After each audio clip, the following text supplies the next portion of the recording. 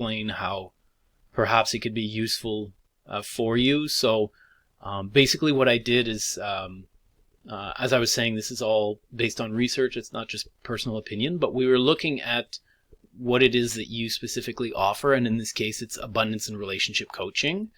And so what I did is I basically asked, like, the tool that I use, it's AI based. So it just kind of goes out and it finds all the research for me, which is awesome. Who would be the perfect audience? Who would be the perfect client in relationship to in relation to the abundance and relationship coaching niche? And so what we've come out with is some of the demographics. So 30 to 50-year-old, it's men and women. It's actually pretty balanced, who have a household income of about $75,000 to $150,000 annually. Then you have, they're either married or in long-term relationships. So less the single people, but more people who are in relationships, who live in this type of homes. So either single family homes or upscale apartments.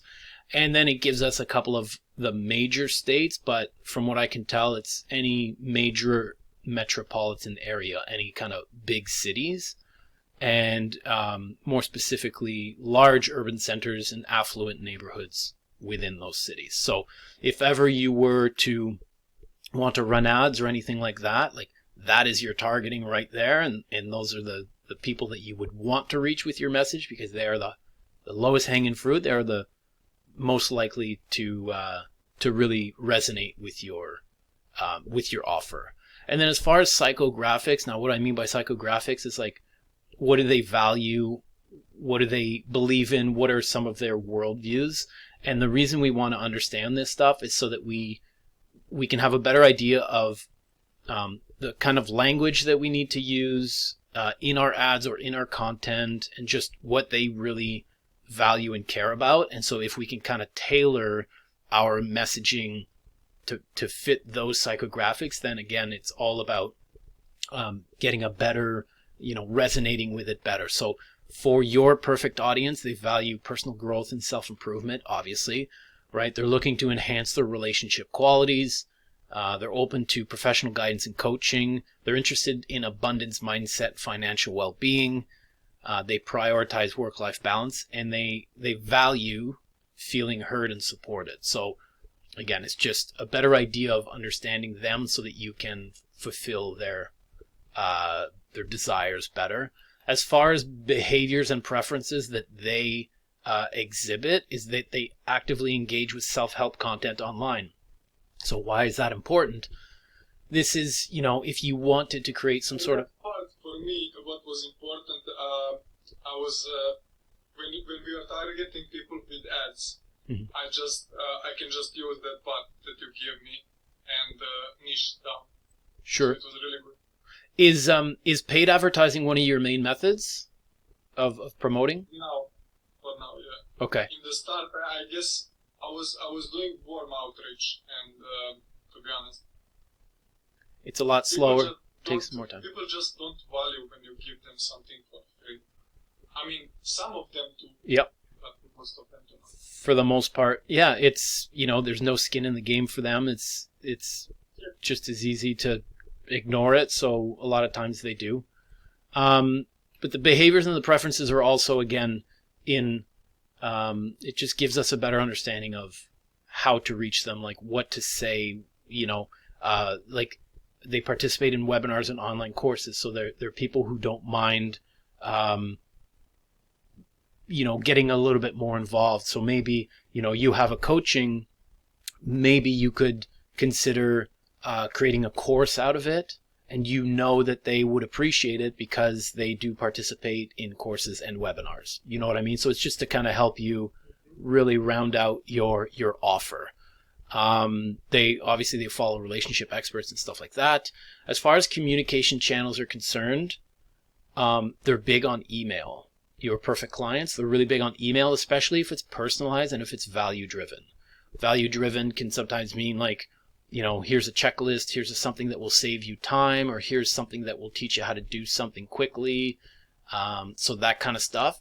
And then as far as social media is concerned, apparently Instagram and Facebook and LinkedIn. Those are the three major sources. So again, if you're using paid ads, like those three platforms are very good to use. And then we have like podcasts and YouTube videos and stuff like that.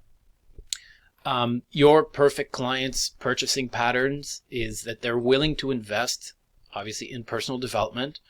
They may have purchased self-help books or online courses in the past. So again, if you're doing like a Facebook targeting, instead of interest, you can target based on interests of some of the most popular self-help books, because we know that they have purchased that stuff in the past.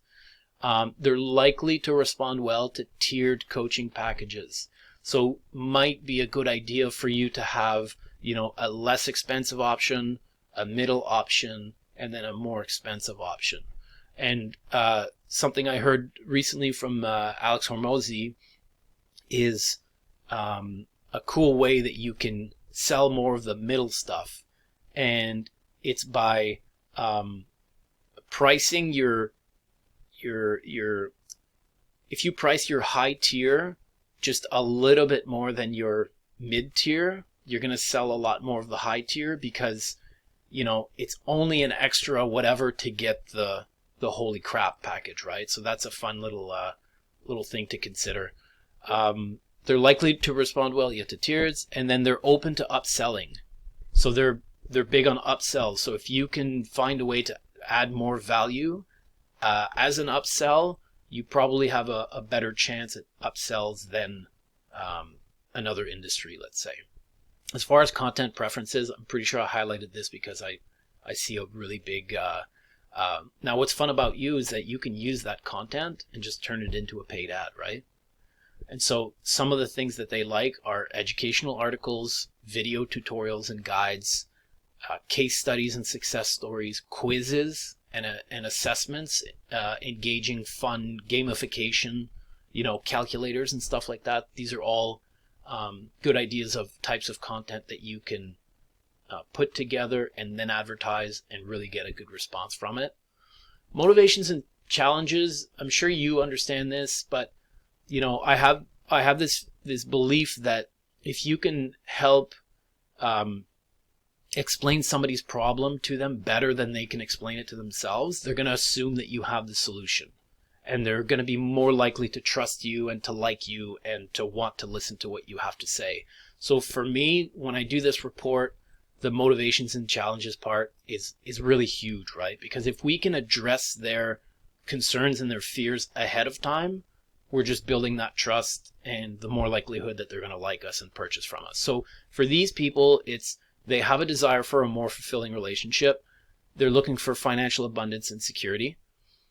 Overcoming communication barriers with their partners, right, as far as relationships are concerned. Their challenges are balancing career and personal life, and then managing stress and maintaining emotional well-being. So again, if we can assume that these are the things that scare them, that might hold them back from making a commitment with you, if we can kind of address these things ahead of time, we're kind of curbing that fear from them. A couple of marketing strategy ideas here. So you can do personalized email campaign. You have a follow-up sequence and stuff.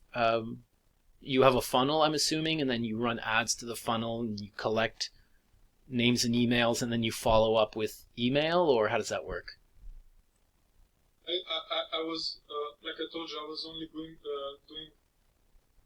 hot outreach, and now I'm planning to just do the ads, and then I will go through messages. I would like to do DMs, and there I would go through some steps to make them see their goals, to see the gap, to feel the emotion, and through that conversation, I would then get them to discovery call, and then from discovery call, everything else goes.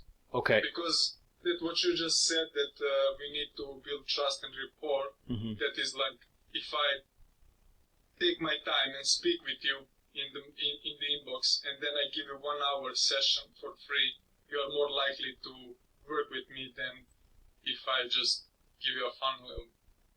But I'm trying to build a funnel as well. Okay. Yeah, no, I agree with you.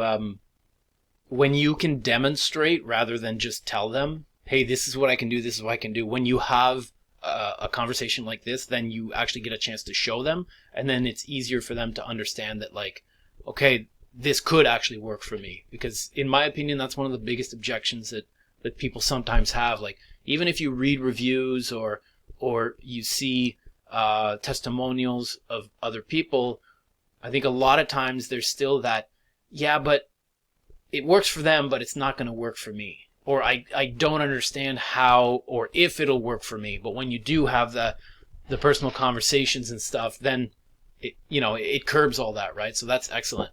So, personalization is big for them. So obviously when you have those DMs and follow-ups and stuff like that, like, you can get really personal with them, and it's a good idea to get personal with them and then personalize your advice like in that moment for them, because they respond very well to that.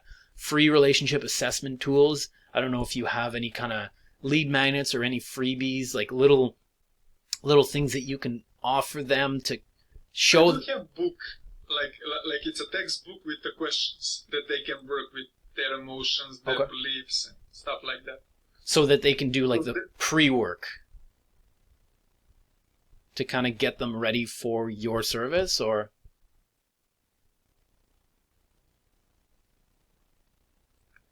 No, I think we lost you. Oh, no, you're back. Okay, I lost you for a second there, so. It was a moment ago also that you disconnected, and now you're back. Okay. Yeah, so if you have a book with all of these questions to help them kind of self-identify, I think that's great, because at the same time, it could get them ready for that consultation, so that when they come in, you don't have to start from the bottom. They kind of have already done the work, and they have an idea of the trajectory. And so you can get more out of the consultation with them, right? So that's a great idea.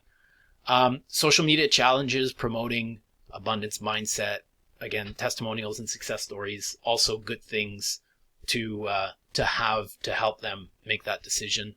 Fears and roadblocks, a little bit like the motivations and the challenges. If we can get ahead of their concerns, right, we can build more trust quicker. So they might be skeptical about coaching and the effectiveness of it. They might have concerns about privacy and sharing their personal information. They might have time constraints and busy schedules and financial investments, obviously. So skepticism, case studies are good for that. Testimonials are good for that. Reviews are good for that. Concerns about privacy and sharing personal information. You could always do things like, how sometimes if you go to an e-commerce site, just below the buy now button, it'll have a little padlock icon, and it'll say like 250-bit encryption or whatever. Like, these little things are all signs that you can trust us with the privacy. Or sometimes it's as simple as saying, we never share, rent, or sell your information. So little things like that could probably go a long way. Time constraints, it's all about your schedule. If the more slots you can have, the more hours in a day that you can be available, the better, because it gives them more options. And then preferred email content, if you were to follow up. In this case, I think email content can also be just DM content as well, right? They want relationship tips and advice, obviously. They want to hear personal stories from coaches or from some of your successful clients. They don't mind hearing about exclusive offers or new programs, that kind of stuff. Invitations to free webinars, downloadable resources, ebooks, and checklists, and all that kind of fun stuff. So so that was basically the part about who your perfect audience is. And then just below here, this was more about the market in general for abundance and relationship coaching. And so there's just a lot of great information here about if the industry is trending up, which it is at a CAGR of about 5% a year. So it's trending upwards. They touch on the target audience real quickly. The amount of average spend per month, so this can help you with your pricing and that kind of stuff. Geographic, how to engage with them digital, online, and then key opportunities and challenges and solutions there. So just